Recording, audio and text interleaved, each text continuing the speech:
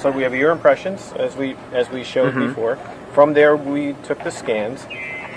They modeled the shells, and then we made the shells. So this is the end result. This is the shell that came out of those vipers. So Yeah. you can, sure, if you can get a good picture of it. So red is right, and blue would be left. So you can see it's not a whole lot of space. So when we took your impression, this is what your impression would look like. And we would take this impression and we would put it in one of these units. These units are called eye scans. And what they'll do is they'll take the actual impression and create a digitized exact replica of that. And then we'll take this digitized replica of your impression and we'll use that to model. So what file are you working on now, Rajal? What is this? It's a half shell.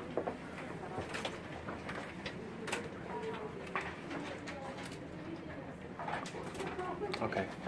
So this is the rough image. Wait for it to load again. This is the rough image of what the eye scan actually scans. So you have the physical impression has become digitized, and now what Raja will do is she'll finesse this ear geometry so that it can hold the components that you requested with your hearing aid, whether it's you want push button VC or what matrix you may need for your loss. And she'll finesse the hearing aid so that it sits the proper way in your ear and holds the components in the best possible way to suit your ear geometry. No ears are the same person to person or left to right, so every one is a new experience for her to model. Is this an in-house application, or is this something that... This, we actually use 3Shape. It's pretty common in the industry. Gotcha. All of our folks have been trained. It's a dual mouse operation. We've been doing this for about 2 years in this fashion. So what she does, she's deciding the cut line, so how far the hearing aid will stick out of the ear and where the faceplate will rest. That's what she's designing right now.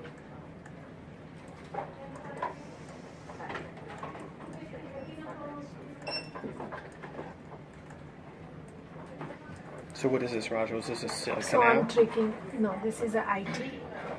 So it's a full shell. Full shell, and I'm trimming the all extra material around the faceplate. So by her doing that, she knows what should fit comfortably in the ear. She's taken any sharp edges away, and so that it's comfortable when it rests in the patient's ear. And then maybe show some of the components that you're going to add to it, if you could. Yeah.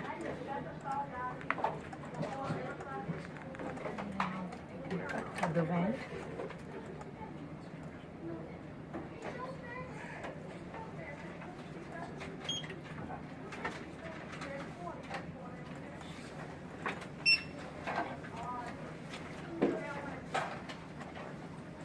So it's feedback seal. Feedback seal.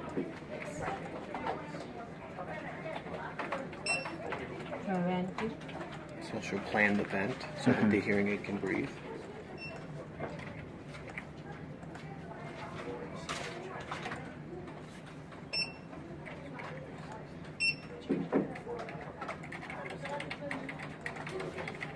And then you're picking the point for the receiver, right? Yep.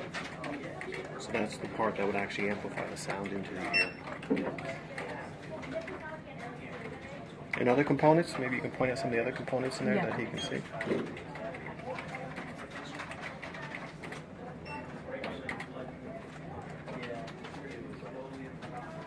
Amplifier. So push button, those would be your microphones. This is the battery door. That would be the chip, if you will, or amplifier. Yep. Receiver, right? Yep. Receiver This is the back. back This there. is yeah. And so she'll plan the way everything should sit in the hearing aid, as well as how it should be modeled within our Vipers, within our 3D printers. This is virtual world. So the reality is what I'll show you in manufacturing. So they're going to take this virtual image and this virtual depiction of how everything should go together, and they're actually going to physically do it out there. Okay. Virtual doesn't always match physical. So it's a real challenge for our people out there to make what Rachel here has planned actually work.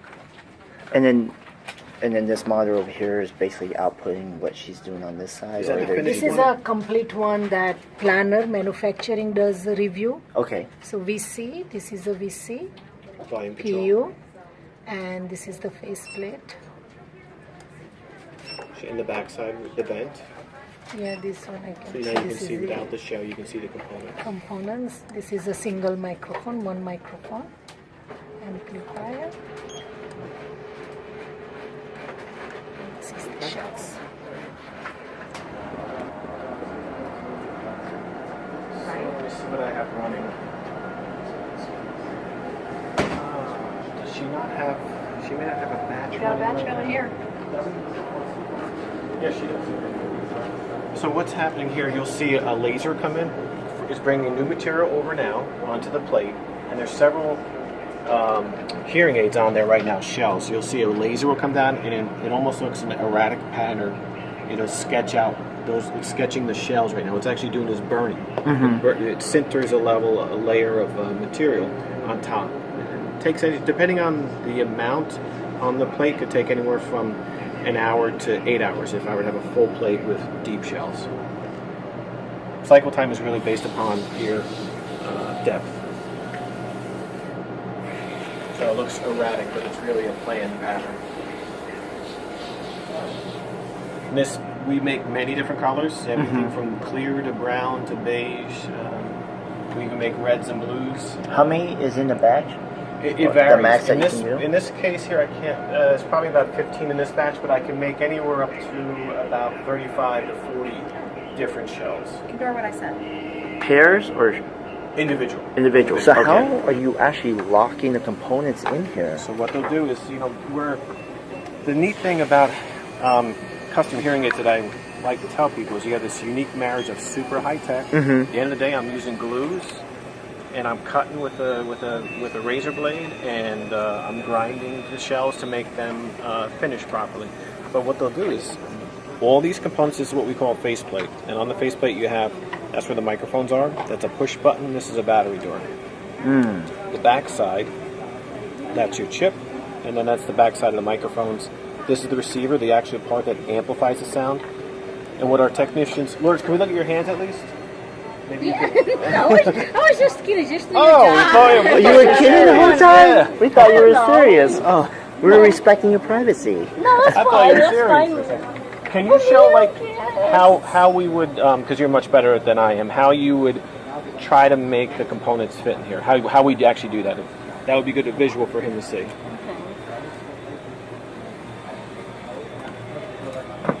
I'm nervous, okay? Because I like to see people behind me. Okay. Lourdes has been here about, 15 years? No, 27. 27 years, so it takes a long time. Yeah, we like to hold on to our people, especially when they're as good as Lourdes. Just find the hole.